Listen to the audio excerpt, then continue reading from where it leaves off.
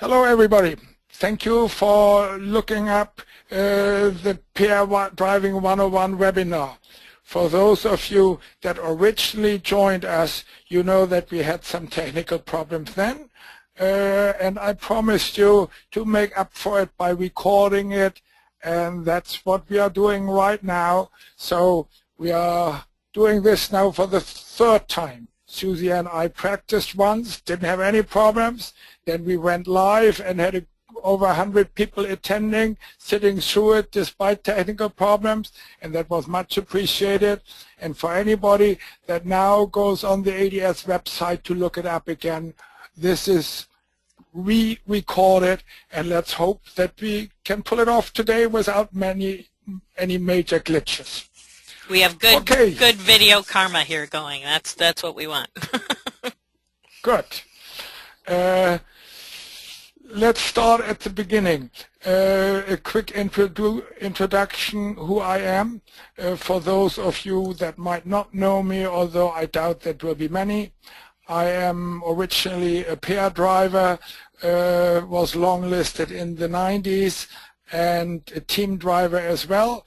Have been driving for many years. I'm an FEI judge, and I write my columns in the Whip and the Wheelhorse, as well in Driving Digest. And if you're not an ADS member, maybe you know me at least from the CDL. I'm a low-tech guy. That's why I drive horses and don't fly airplanes. They talked me into doing this. I shied away from it for a long time, exactly for being afraid of the technical glitches, but also because I don't take photographs, I don't even do PowerPoint, I don't even have a camera, I don't have a modern phone. I like to drive horses. That's down to basics. That's the kind of guy I am. But the main push to this came from my good friend Pat Belsky, and she twisted my arm along with Susie long enough to finally do this, and Pat told me, you don't have to do anything, give me an outline, I do the PowerPoint, I do the pictures, all you need to do is talk your way through it later on, and that's what I'm trying to do right now. All right, let's start with the first presentation going down here. That's where we have it. Pair Driving 101 with special thanks to Bill Long, Maureen and Paul Gripper, and their Turbo Frisians, Doug Hugh and YK Topspeed Turlock. And then in very small letters, and that's really the only thing that Pat didn't change in accordance with my wishes, her name, Pat Belsky, which should have been at least as big as everybody else's, because Pat did all the work on this. I'm just doing the talking. So thank you very much, Pat, for doing that. Now, we see here Turbo Frisians. What does that mean? Frisians are a magnificent European breed of horses for the show ring, but they lack a little bit of stamina at times for combined driving, and that's why the Europeans try to improve on them in crossing them with Arabs, and the outcome we call, with tongue-in-cheek, Turbo Frisians. We see them later on as we move further down in the presentation. Now, let's go to the next slide. Why pair driving? Let me first say a little general. There are many ways to roam. I certainly can't teach you pair driving in a 1-hour presentation and with a few slides here. I can just give you some general tips and how to go along, but on top of and making it perhaps outline some of the fun and some of the danger situations. But you need to do more than just attend this webinar or look through this. You need to get experience help when you first start hitching. You know, that's the same as in singles. Yes, some people do it on their own, but you know the saying, green and green makes black and blue. So just don't do it. Get experience help. In addition, read up on the stuff. There are many excellent sources to read. One of the great books that I like to refer to, which I call actually the Bible to driving, is The Art of Driving by Max Pape. and the book is available on Amazon for about $35. I looked it up. That book, Prince Philip, who is really the inspiration for international driving, Prince Philip said in his latest book, he learned driving by this book, The Art of Driving by Max Pape, and when he did it, at that time there was no English translation available. So he did it from the German version, and if Prince Philip can do it from the German version, hey guys, you can do it from the English version that's now available. There is another nice book that I like that is more condensed, The Principle of Driving by the German National Equestrian Federation. I tried to look that up on Amazon, and they want $1,500 and upward for it. I have no idea how Amazon pricing goes, because the edition, my edition, is from 2002 and cost me probably $20 when I bought it. So you might be able to find that as well.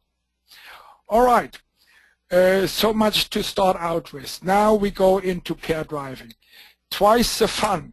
I certainly believe so, that it's twice the fun, if not even more. Is it also twice the work? Well, I don't quite think so. If you feed one horse, if you throw feed to two horses, that's not twice the work.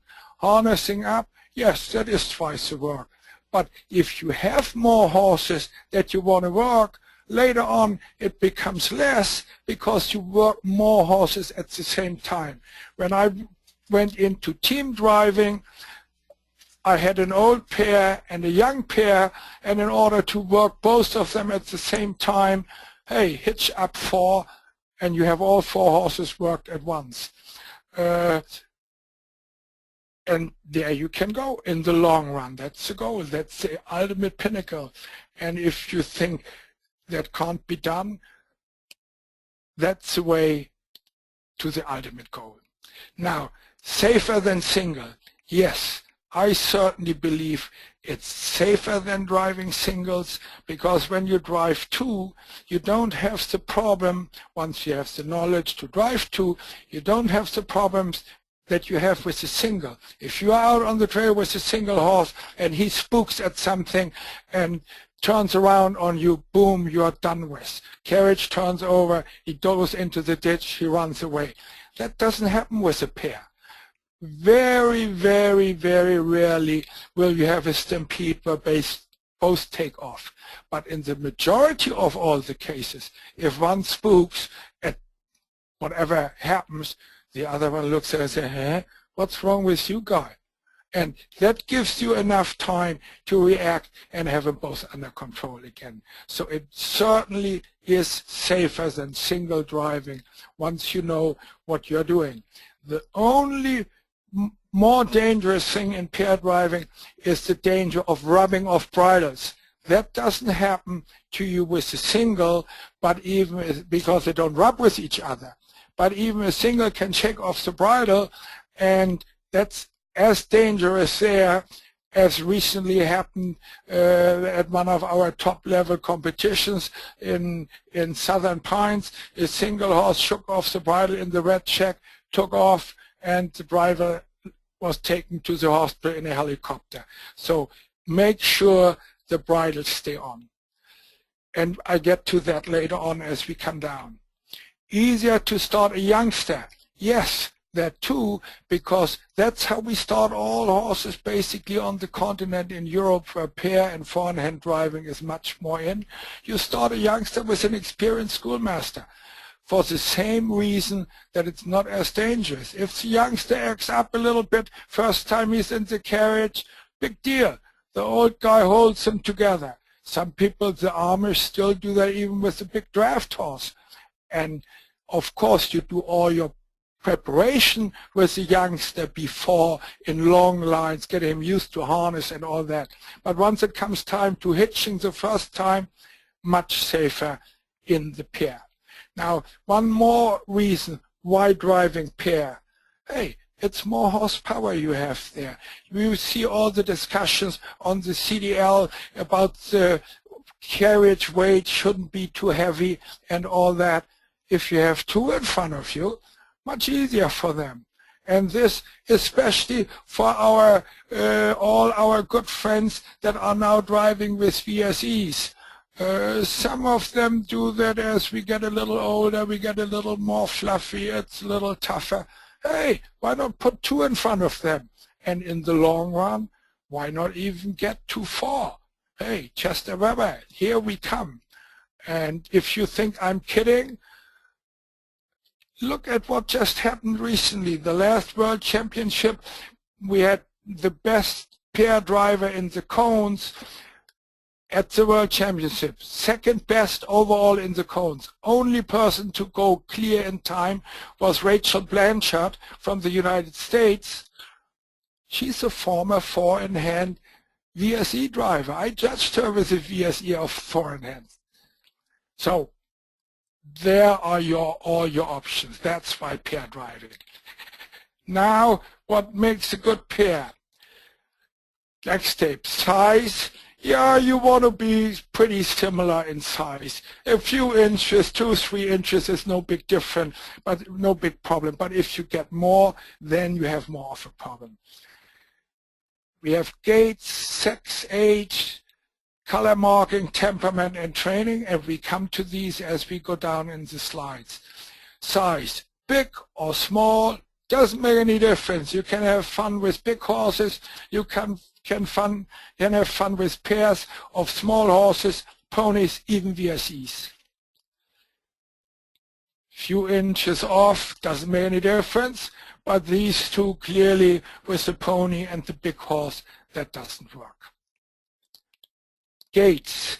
You want to have them fairly similar in gaits. All these pictures show horse pairs that are nice together in the gaits. As a dressage judge, I would like to see them all a little bit rounder and more on the bit, but elsewise they are nice in step together.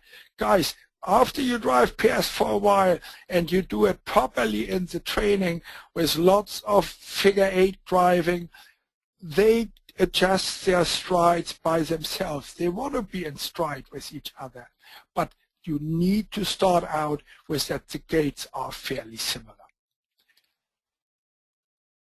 Not so important, sex, maybe not a stallion, yeah.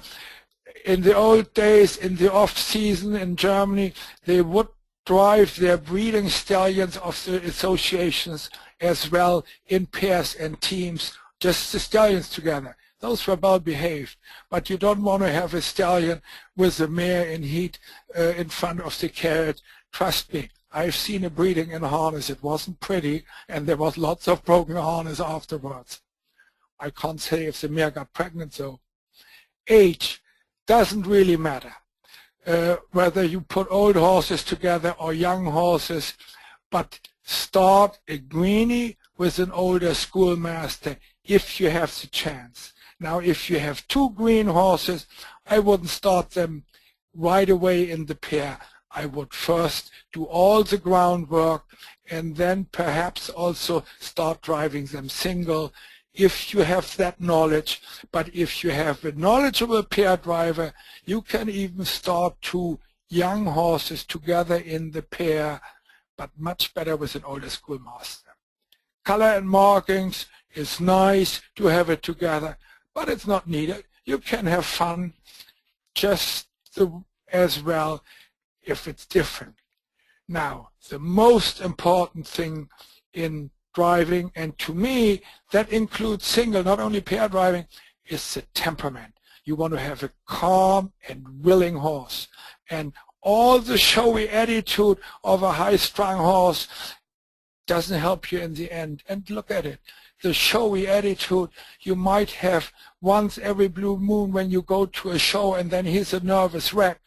And even if he can keep that under control.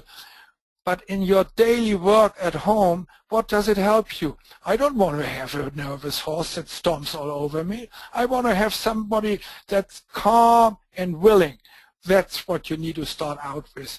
And I believe not only in pairs, I believe in singles as well. So what's between the ears, to me, is the most important criteria to any driving horse. Okay, bits. Now, I'm not a hardware man. I'm what I consider myself a software man. It's much more to me in the arm, in your hand, and in your brains, and what you do with a piece of hardware than what you actually have in his mouth. Of course, the bit needs to fit the horse. He needs to be comfortable and happy with it. And some horses like this and some horses like that. So you got to try out a little bit. But far too many of us make the mistake that if things don't go well, we blame the bit, we blame the hardware, we blame the harness. It's so much easier to blame somebody else than to examine what you are doing with your hand, your arm, and your brains. That's where the software comes in. Now, with the bits, make sure it can't catch on anything. And this is where we come into, again, not rubbing off the bridles. Pat put out various bits here. You find more on the website. Frankly, none of these would be my choice of pair bits, because my choice of pair bit would be the upper right, the mullen mouse that we see here, but I would not like it with swivel cheeks. I would like it with fixed cheeks. And we come to that as we move further down. And I usually rub the bit a little bit with old time with leather to make it a little more softer. I think this bit is wrapped and this bit is wrapped. That's good. Now, safety, and we come to that again, and there we tie in with the bits. Never allow rubbing. And part of that is up to you as a driver. Always keep them on the bit. When you are standing and just chatting with some friends, don't let the horses allow them to start rubbing their heads. Keep them in your hand and give them a half hold and a verbal command if they start rubbing, no, come on, stay here, guy. Can't do that. It's up to you to make sure that happens, that they don't rub. And after you've driven for a while, sure, they get a little sweaty. They want to rub. Can't allow that. Now, to make sure that even if you don't pay attention, they should rub, or while you get off the carriage at the end of the drive and unharness, even then they can still rub. Don't allow it. Make sure you can use the gullet strap.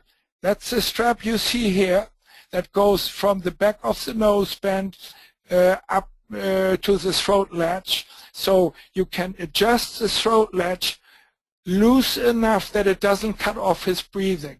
Very important.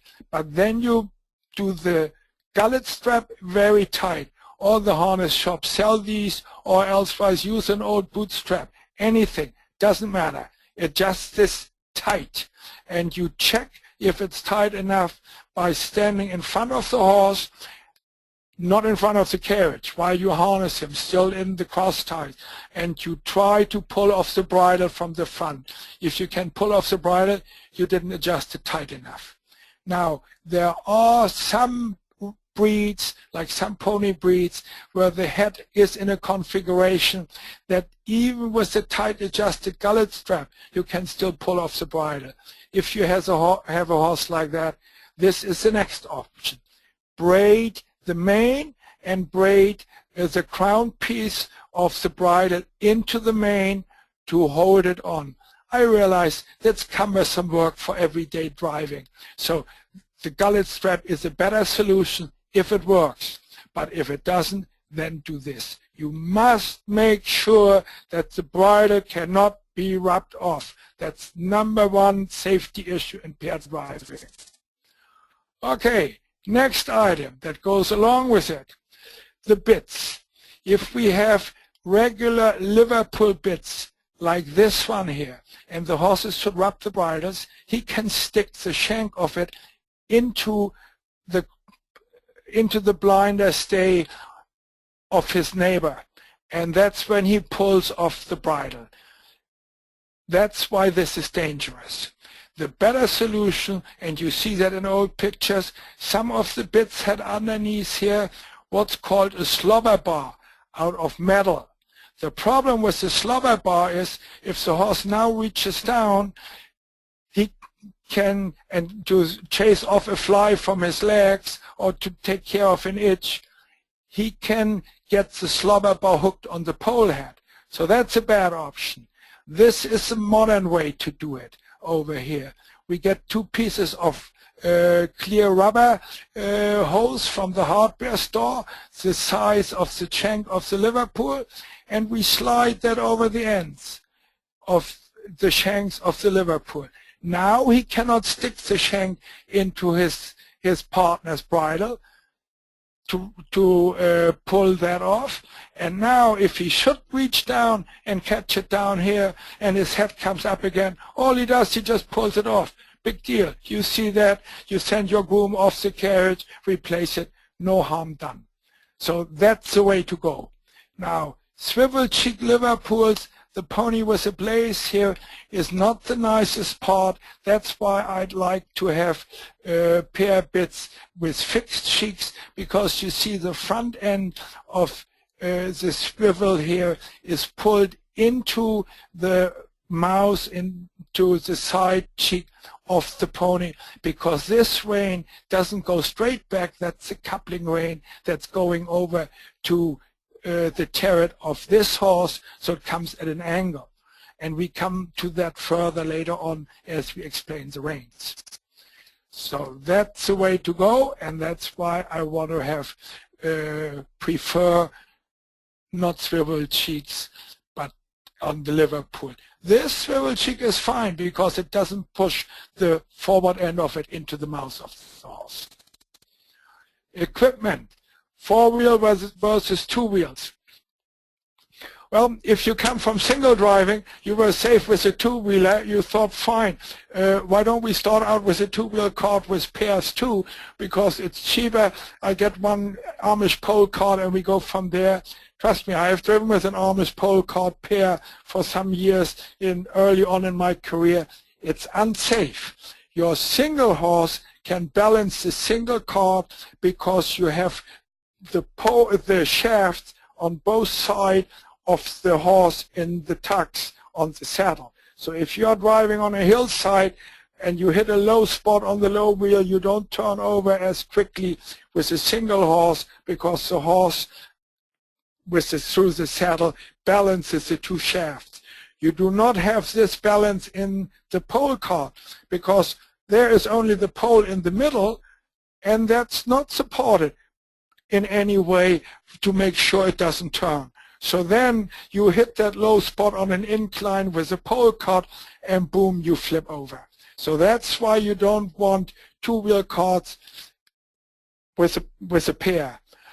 It's a different story if you drive draft horses with a fork cart in farm implement hook behind it. You don't go cross country with those things. You go mainly on the walk on even surface.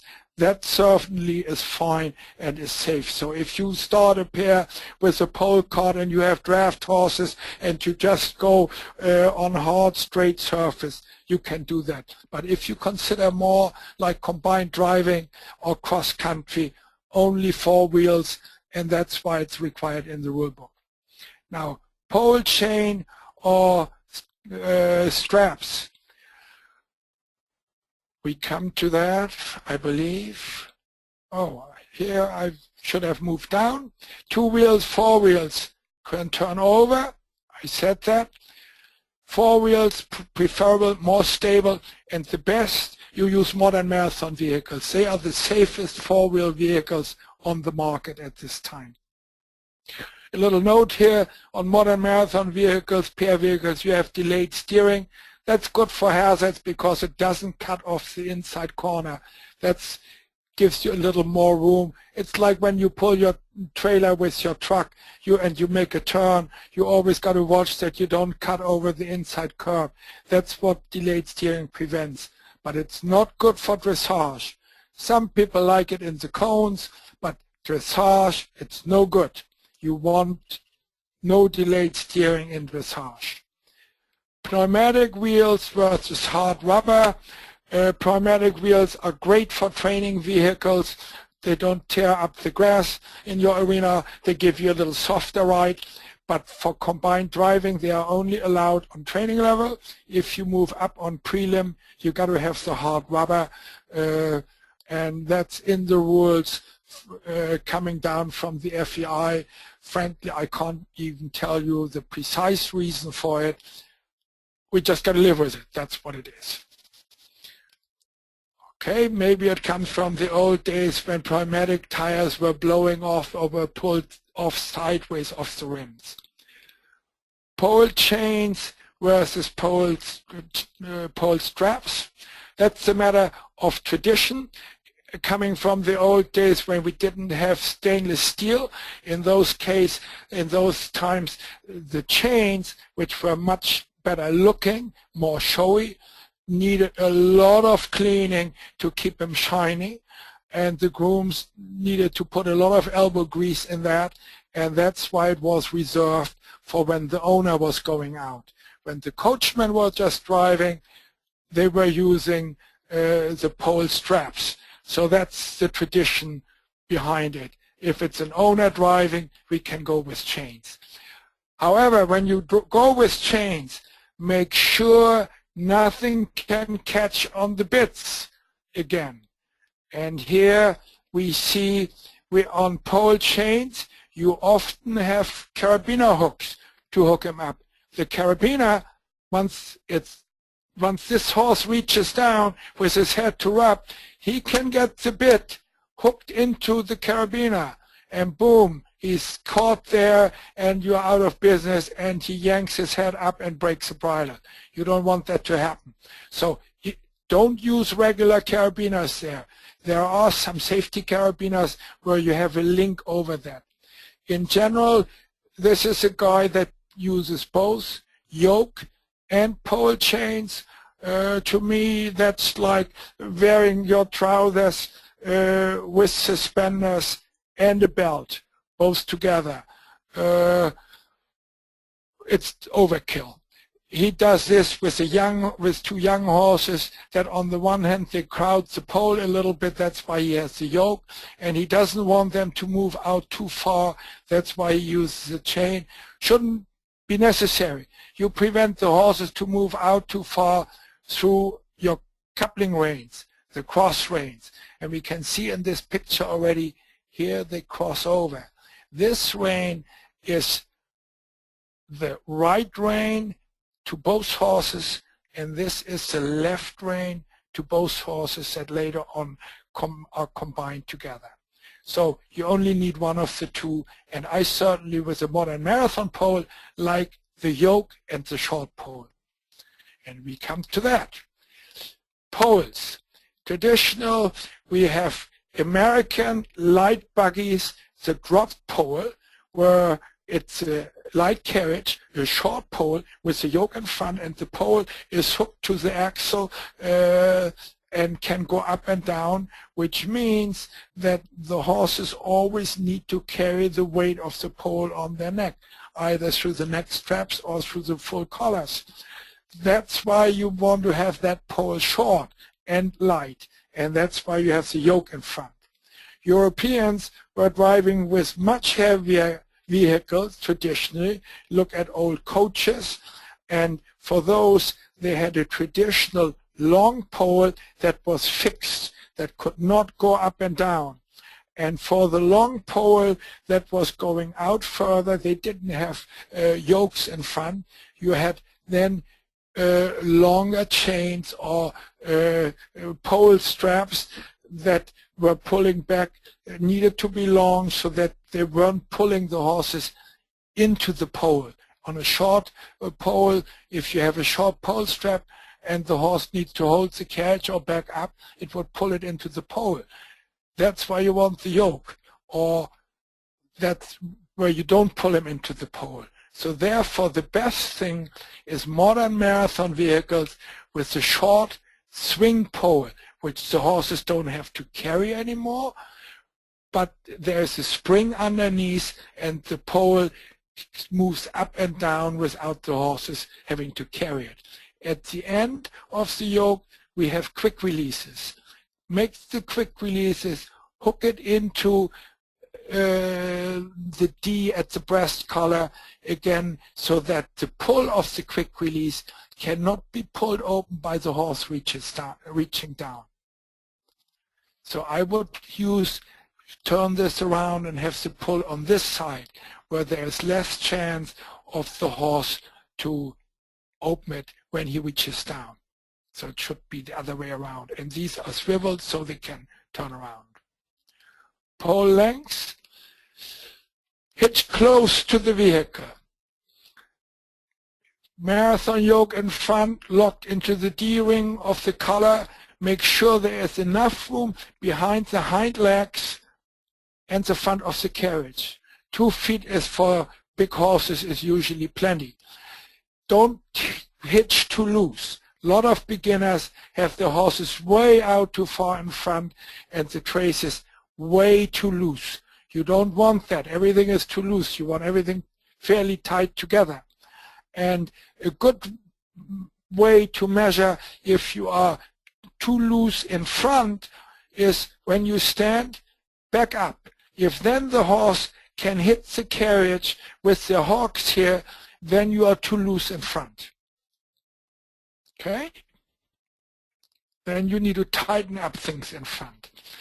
One major issue that I see with beginners is the tuck bearer strap. That is this strap that goes down from the saddle to the trace buckle. I can't move the mouse very well into the picture, but you see that from the side, the strap that comes down from the saddle to the trace buckle. If that's too tight, then the trace forms an angle here. It doesn't go straight from the breast collar down to the carriage where the pull is. So that strap needs to be loose, because elsewise each time the horse pulls, it pulls the saddle down, and that puts pressure on the back of the horse. That's not necessary. Make that strap loose. Look at picture of Chester Weber when he drives in dressage. That strap is loose and it's flapping back and forth in each step. That's the way it needs to be. There is no need for that to be tight. There is no need to have the belly band tight on the pair. On a single, you are used to having the saddle and the belly band a little more on the tight side, because you want to balance the shaft with the carriage of the carriage. You don't have that in the pair. All the saddle is on there is to carry the trace buckle and to carry the reins to the carriage and top. The saddle doesn't do anything else. So the belly band doesn't need to be tight on pairs. Now, single trees versus splinter bars. In this picture here, I can move my mouse into, that's good. You have, this is a fixed splinter bar. That's what traditional European carriage were built with and driven with, and that's what Achenbach wants in the Achenbach driving to drive with, but you need to do that with full colors, because a breast color with the movement of the shoulder in each step goes back and forth, left and right, left and right. And for the breast color, you need the single trees, which are also called swingle trees, because they swing back and forth with each step. If you have breast color harness, you see that when you drive single. If you have breast color harness and you hitch from the splinter bar, then it would rub the shoulder raw. You don't want that. If you want to hitch from the splinter bar, you must drive with full colors. If you do drive with full colors, you can also hitch from the swingle tree. No, nothing wrong with that. You can do that. That's your personal choice. Lots of European presentation carriages give you both options and come with both. And for proper Achenbach driving, for the best, you should drive from the fixed splinter bar with full colors. But if you don't do that, you certainly can drive the basics of Achenbach also with breast colors and from the the splinter bar and swingle trees. Now, some carriages have in addition an evener in between here, which evens out the draft between both horses. That comes from draft horse driving. That's fine there. That's fine for plowing, for heavy work. But for light carriages and Achenbach driving, it's no good. It makes for a lazy driver. You need to set that if you have an evener. You can do that if you go out on a long cross-country drive for a picnic where you want to chat with your passengers. But for your horses, it's not good. For your horses, well, it evens out the work. But for proper driving, you should always be with the whip after the lazy horse to make him do his part of the work. And you should set the evener fixed, which with most of them you can do that by just putting in some pins. So much to the evener. Breeching. Breeching is not really necessary with a pair, but of course if you don't use it, you should have brakes. That's a must. And if you don't use breeching, then you need to have the false martingale. Now, why do I say breeching isn't needed with a pair? All you people that come from single driving are, of course, used to breeching. Hey, what do I do if the brake fails? What do I do in a downward transition? Of course, my horse needs, especially two-wheeler, needs to hold the carriage in the breeching. And that's why you come when you start pairs and you say, of course, for safety, I need breeching. That's baloney. The breeching for the pair isn't tied to the shaft at the side, so isn't tied to the pole either. The breeching goes here and ties to either here or underneath, and that ties here to the yoke, and that ties to the pole head. That's how the breeching would hold back. However, in order to accomplish that, this would need to be so tight that the breeching might restrict the stride of the horse once he likes to extend. So therefore, if the breeching normally, this breeching will not get engaged in a downward transition even if the brake fails. Instead, the horse will hold back the carriage to the next strap because that goes down here and that's where he holds the carriage. And you can try that out on your own with your breeching. Just stand and back up and see if this ever gets engaged or if the horse doesn't do it here. And you'll see the horses do it here. I like driving. I don't like harness cleaning. That's why I drive without breeching in the pair. And if you look at pictures from World Championships, you don't see hardly anybody driving there with breeching anymore. So the breeching is a mental crutch for lower level drivers. I don't want to emphasize you should now all go out if you don't feel safe and drive without breeching. Hell no. If you feel safe with it, please drive with the breeching. Don't let anybody talk you into anything ever, not me either, to do anything yet you think is not safe. Safety first. That's a must. Yeah? Some people on the marathon still think for backup, if they get stuck in heavy footing, for backup the breeching might help a bit. Yes, if push comes to shove, breeching might help there. But if you need to back up on the marathon, you're cooked anyway. So you will see even heavy coaches, they drive without breeching, even the heavy vehicles. Yeah? So much to the breeching. But since without breeching they hold entirely here, oh, one more word to the breeching. It helps in training for the rein back because it keeps the horse a little closer to the carriage. So therefore, and for your rein back in the dressage arena, the breeching also might help you a little, but that's the only case. But without the breeching, since the horses hold back through here, then you need to hold back through here, through the false martingale. Elsewise, the breast collar is pulled way forward when the horse backs up or in a downward transition. Now, downward transition, you need to hold the carriage anyway with your foot on the brake. That's your job, not the horse's job. Same goes for single driving, four-wheel vehicle, your job to hold the carriage, not the horse's job. But you can never hold the horses with your foot on the brake. Your horses, you hold through the reins. Okay, so here is the false martingale, and this is adjusted too loose. If now you are in a downward transition and you don't hold the carriage with the brake, this would pull the breast collar way forward. So it needs to be tighter. Open bridles versus single bridle versus blinders. It's okay to train single and open bridles. I firmly believe that horses should be trained in open bridles because the bridle and the blinder should not be there to make sure the horse doesn't see the carriage behind him, because elsewise he might be afraid of the carriage. Boy, that's an accident waiting to happen if the horse is ever afraid of the carriage behind him.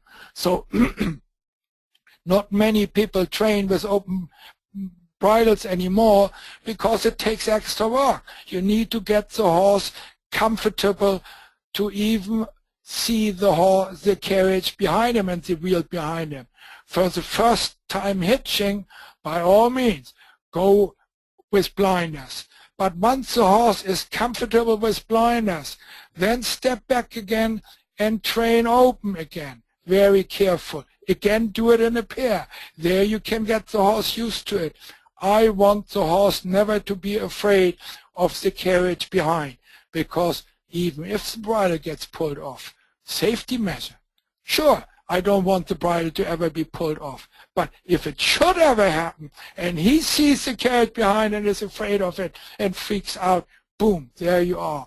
If he knows the carriage behind, no big deal. That's why training open is great. But now comes the next part. Once we have trained both in blinders and open, now for driving we need to go with blinders, because without it we cannot use the whip properly. The whip is a driving aid. The whip replaces the rider's legs. You need the whip to bend horses, also single horses. You need the whip to bring the horse out to the rail again. Can't do that with the rein, only with the whip.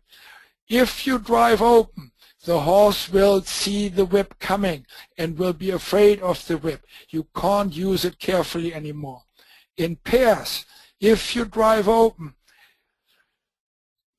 you will have both horses starting to look for the whip, and they won't travel straight again. They will look inside along the pole to what you are doing with the whip. Your lazy guy, you need to encourage with the whip. You can't do that with voice, because it will fire up the eager one even though you call the name of the lazy one. You can only fire up the lazy one and get after him all the time with the whip. Be after him, make him do his work. And if the eager one sees the whip coming with open bridles, no good. That's why you need to drive with blinders. Pair reins. You must have pair reins. If you come from single driving, and if you watch this with your neighbor, hopefully, and you guys have both each a well-trained single, and you say, hey, let's drive pair, let's put them together. After all, that's one of the goals of the seminar, that I say, hey guys, pair driving is fun. Why don't you get together with your fellow driver and say, oh, your horse looks similar to mine. They go together. We have both their well-trained single. Let's try to drive them as a pair. Get some experienced help, and don't ever even think of starting out with two single sets of reins. It's never going to work and will create more problems than you solve. You must have proper pair reins. And the best, in my line of thinking, there is no question about it, is Achenbach reins, and we come to that. Why Achenbach? They are wider than what normally are sold over here by harness makers for pair reins, and wider reins are easier to hold, because you have to hold for proper Achenbach.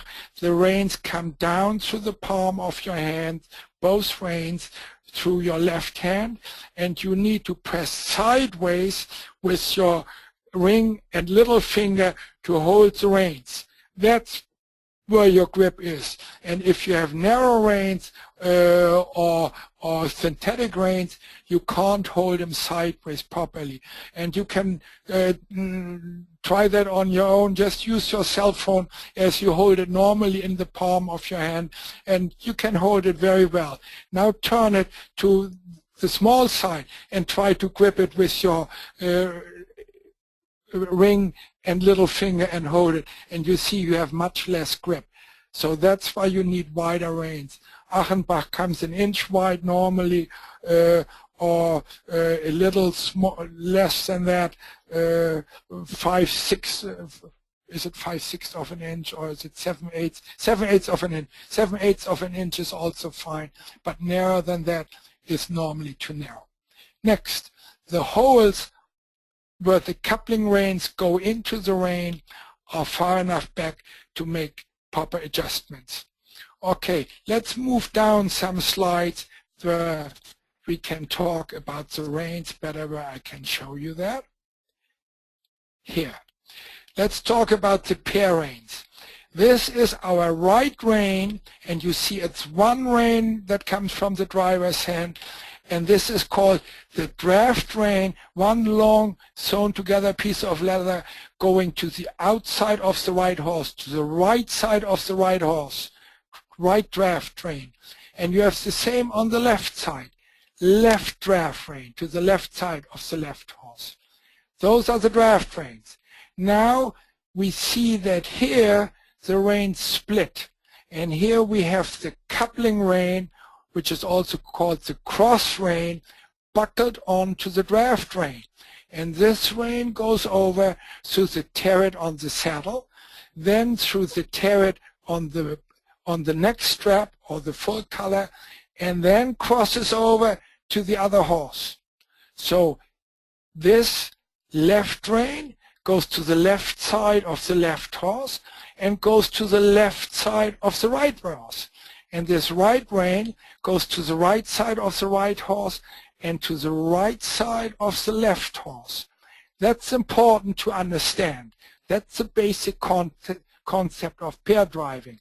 So whatever you do with the reins here in your hand, you affect both horses equally. You can never do something to only one horse. You give a jab on this rein, it catches this horse in the mouth there, and it also catches this horse in the mouth there. Now, for an eager and a lazy horse, you need to adjust on the coupling reins. Also, if the horses are moving their heads too far out, you need to adjust the coupling reins. You need, if they move away from the pole too much, you need to move both rein buckles further back. That shortens both coupling reins and brings the head together. If the heads are too close, you move both coupling buckles forward. That brings the heads out. You want to make those adjustments while you are up here sitting. You don't want to step down each time. You don't want to have the groom having to step down, run here, run around, and adjust here. You want to be able to do that here. Achenbach reins have the coupling rein buckles about here, far enough in front of you that in normal driving they don't get into your hands, but not that far that you can't reach them. You can reach forward and still reach them, and you adjust the buckles. Next item is if you have a lazy and an eager horse. This horse seems to be a little more forward than this horse. So I would want to give this horse more room to go forward. That means I got to shorten this horse in the reins. That means I bring this rein buckle back one.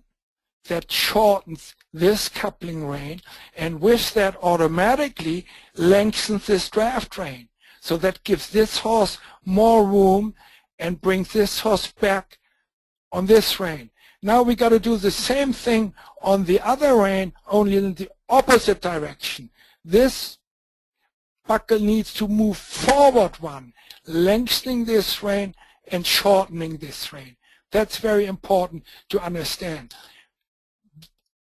The basic of Achenbach and all pair driving is moving the buckles here properly. Okay?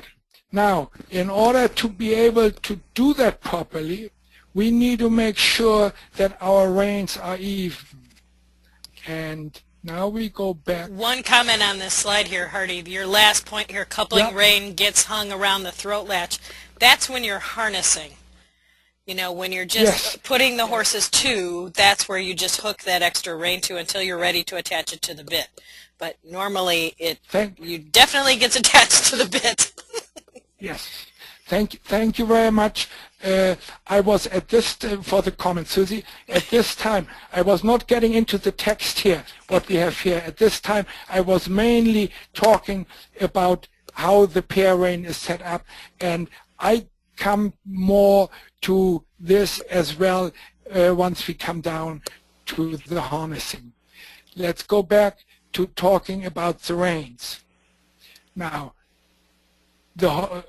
back to our earlier slide, the holes are also standardized, so easy to see if they are evenly adjusted. Achenbach reins have 11 holes that are 2 inches apart, and for normal pairs you want to be in hole 5. That means you can see 4 holes behind the buckle from where you are sitting, and that gives 3 inches differences at the end. And we come now where you want to lay out, and these are proper Achenbach reins, you want to lay out the reins on the floor to make sure they are even to start out with. Old reins get stretched, the same as your under saddle, your stirrup iron, the stirrup leather gets stretched. Your left stirrup leather after some years use will get longer than your right one because you always get up on that side. The same happens with reins. The reins for your more eager horse will stretch after some time, except if you do the proper thing in driving, you switch your horses all the time. To make your horses even on both sides. Sure, I know one horse goes better on the right than on the left, so at a show I put them the way they go better. But at home, every day I switch. One day they go this way, the next day they go that way, to make the horses even. Now, these reins we have laid out, they are Achenbach reins. The buckle is fairly far back, and the coupling rein are these two on the inside. This is the left rein, the draft rein. This is the coupling rein, and you see that it's longer.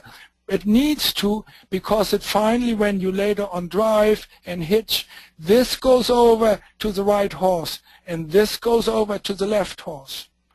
And you can see clearly here, they are adjusted not evenly. If this goes over now to the right horse, see how crooked that right horse would be driving? This looks fairly good, the distance here. But this right horse, even though allowing for the extra distance going over, his left side of the bit would be here, and his right side of the bit would be here.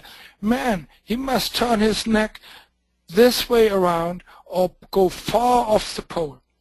Maybe it's right now done so for training, but normally that shouldn't happen.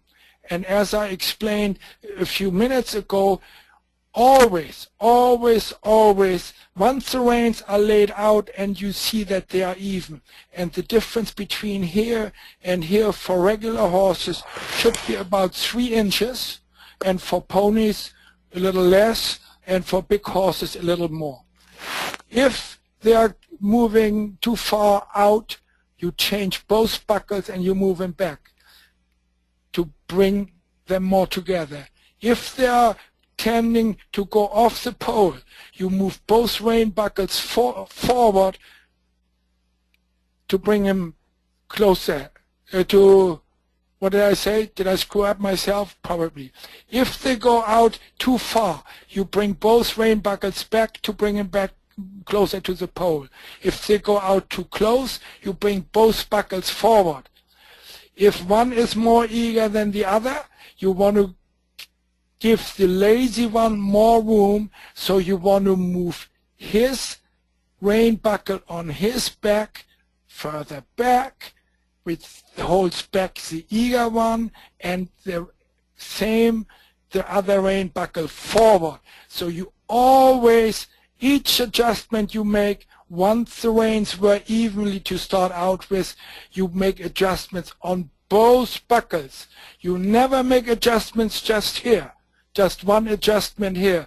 Because if you think, well, this horse always turns his head out, why don't I shorten this coupling rein a little bit to this guy to pull him over here?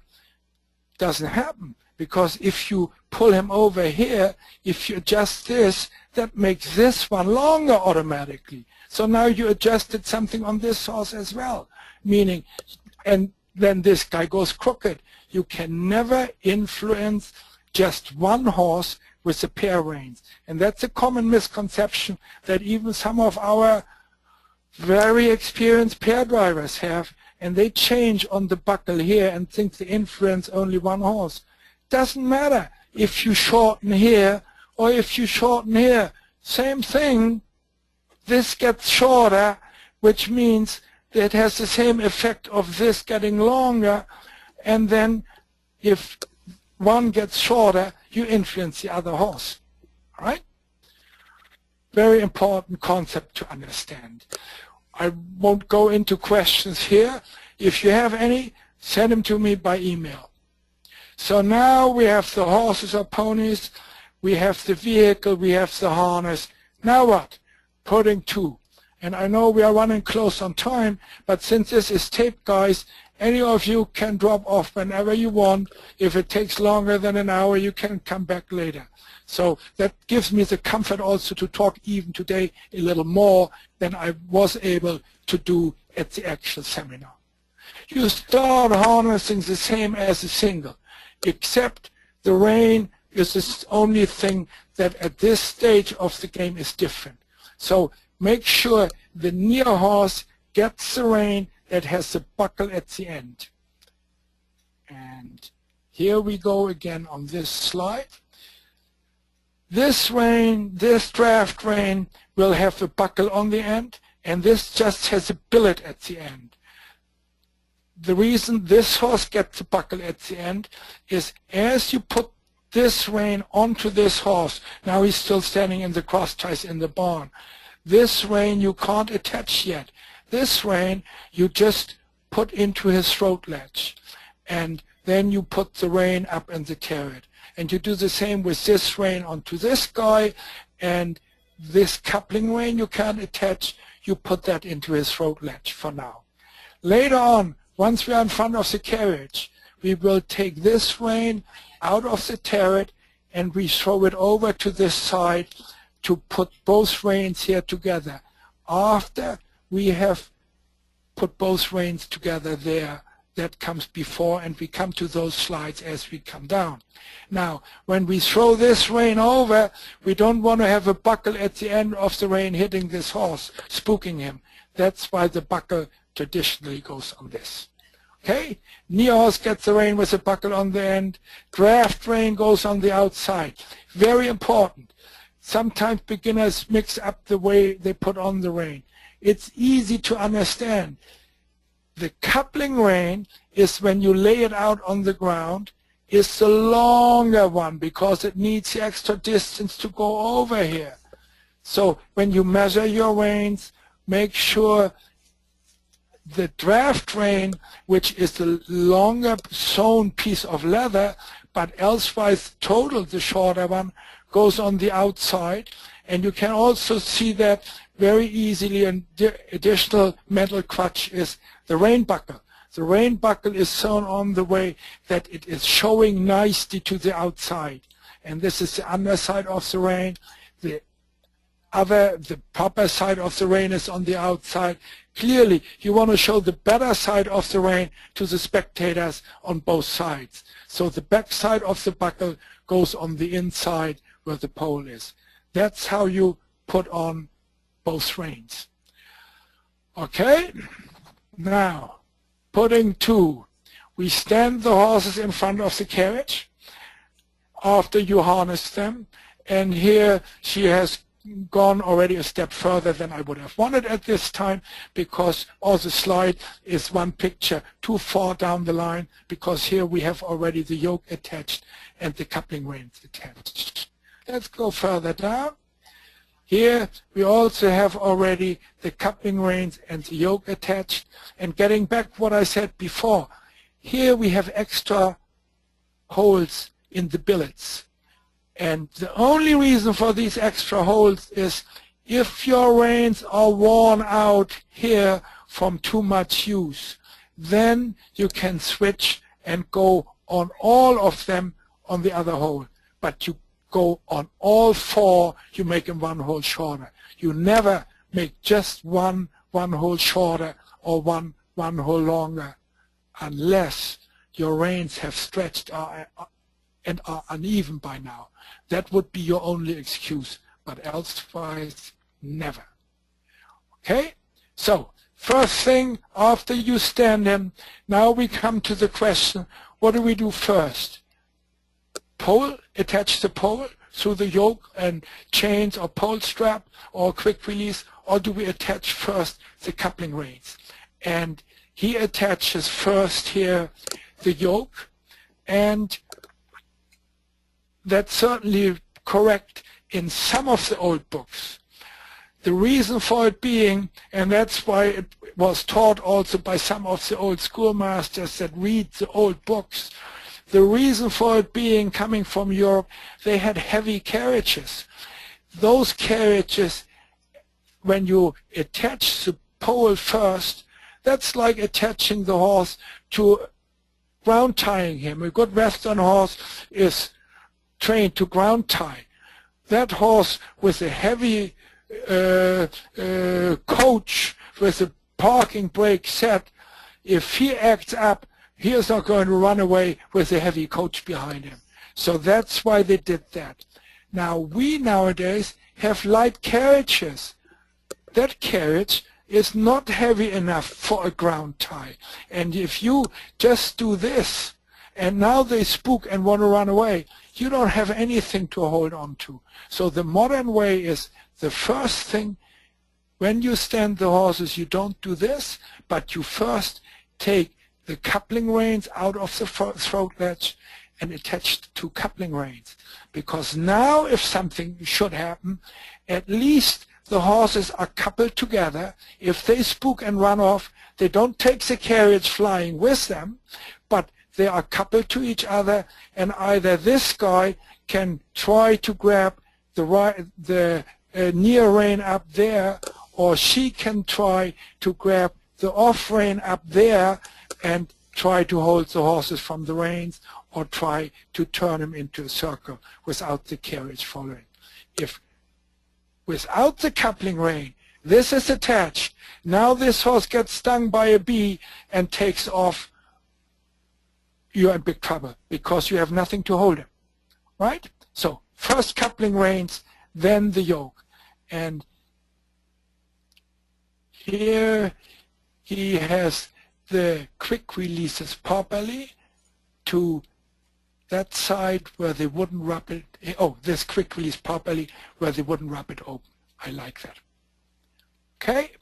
Now, after he had attached the coupling reins, which is not on this picture yet, but coupling reins, yoke, then as a driver, I go back on the outside to my off horse. And as I go back to attach the outside trace, I grab already the rein off the turret, the offside rein, the right rein, and take that back with me over my arm or in my hand to me here as a safety. Because now if the horses again got stung by the bee, spook, want to take off, at least, I haven't tried it, but at least in theory it would give me the chance, holding just the one rein, the off rein, the right rein, to turn him into a spin around me, into a circle around me,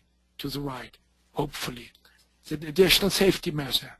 Then after, and we attach first the outside trace so the horse can't step out, and then if we can reach over to attach the inside trace, fine. That's how the book describes to do it. I do the inside trace later on from the other side, but that's only after well-trained horses. I come to that. So I only attach the outside trace here, then I walk forward, and once I'm next to his saddle, now I throw over the rein over both horses to the other side. But now I'm already standing next to his neck again at the saddle, little forward for it, where I could grab the rein next to his neck. Then I move in front of both horses forward on the forward side. Oh, sorry, should have moved down. Here he throws over the rein, does that properly, and you don't want to have the buckle on it.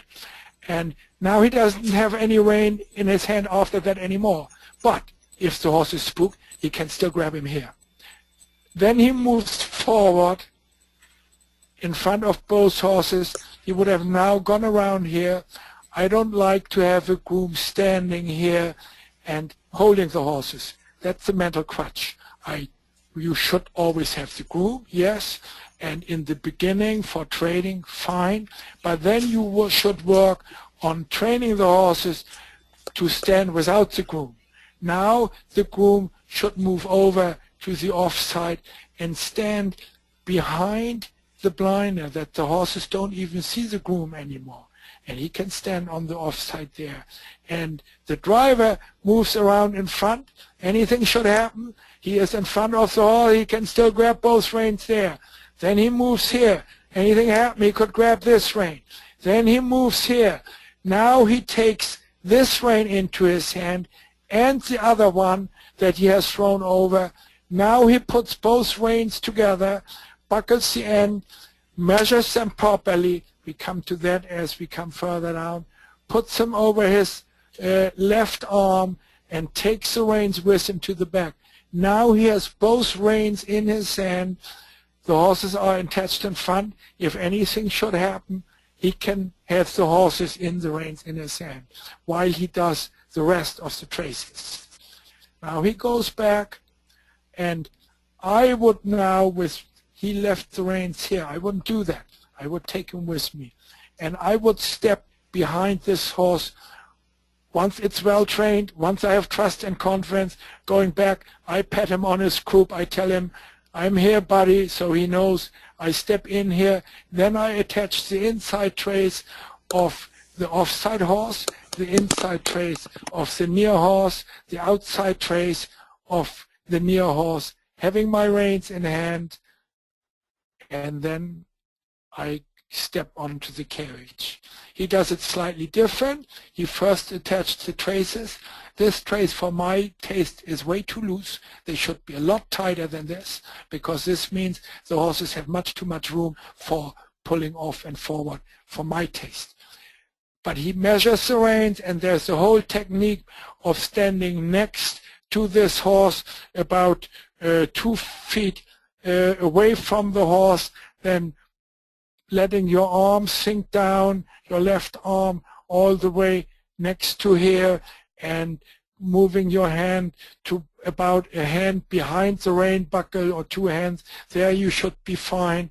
Taking the other rein into your hand, sliding that out a little bit, sliding this rein out a little bit because it needs to be a little longer.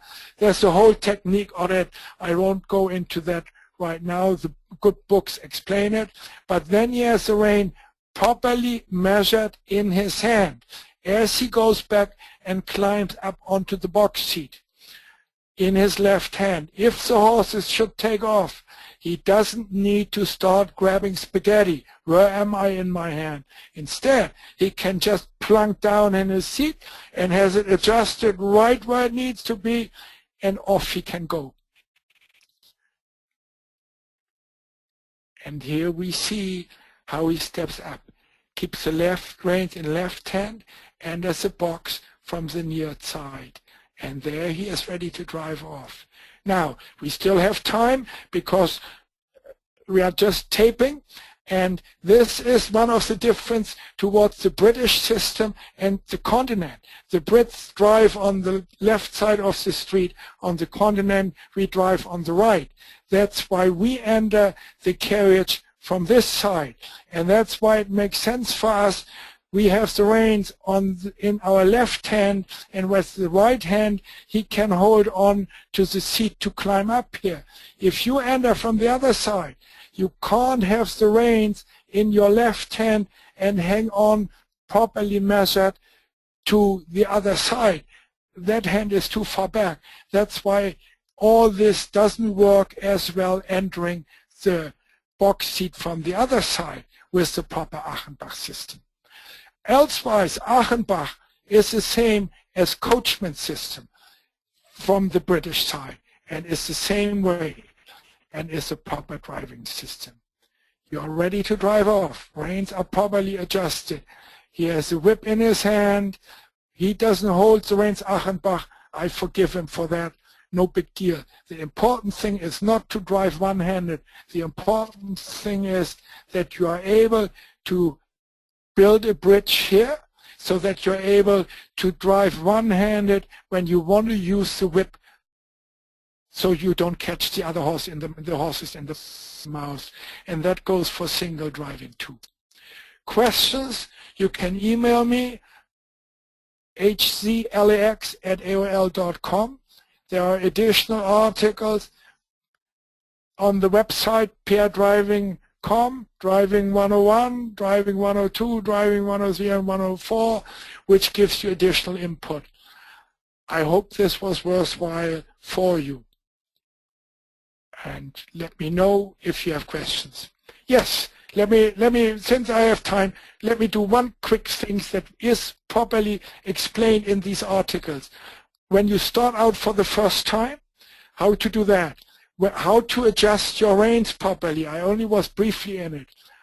The main thing on how to do proper bending that comes up all the time. You have all the beginning pairs turn their heads to the inside of the pole and doing their turns over the shoulder of the inside horse, and that's bad.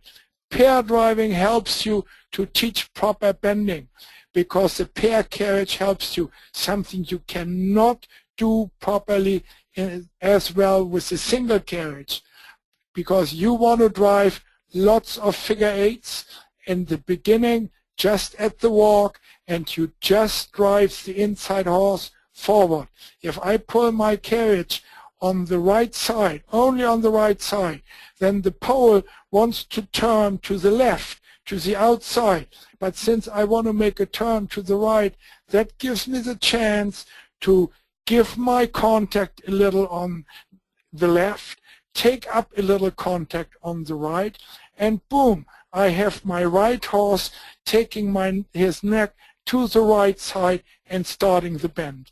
And I do that I drive him forward with an inside whip, either on his rib cage, where the rider's leg would be to get the bend, or also on his inside hind leg to encourage that, to get underneath of his body, and I get my inside horse to bend. My outside horse turns his head into that direction automatically, because they all have the tendency to turn their heads toward the pole. And I do an entire circle at the walk, always working the inside horse to keep the bend. Calm and relaxed. Have the horse relaxed enough to use the whip on the inside. It's a must at the walk. There comes the German training scale into relaxation, one of the basic. Then after the 40-meter circle, I come over X and I turn the other way. Now the other guy is the inside horse. Perfect interval training. And we keep doing the figure eights. Each does their circle. And they also learn how to get in stride with that. because the outside horse needs to lengthen, the inside horse needs to shorten. They do that automatically on their own, as you and I would do that if we take a walk on the beach or through the woods. And if we are built similar, we want to be in stride. Conversation goes much better. Horses are like people. They like that. Horses are herd animals. That's why pair driving also for the horses is more fun than single driving. After you get that, at the walk, relaxed, with a proper bend, figure eights through both circles, time and again, and have that well established, then you do the same thing at the trot. But you don't lose any of what you established before. The relaxation needs to be there, and you work on the bending. And then I want to see you in the dressage arena with properly bending horses. That's the key to it. I see you next time in dressage and look forward to it. Happy pair driving, you all. Thank you for listening. Okay, Susie, anything else?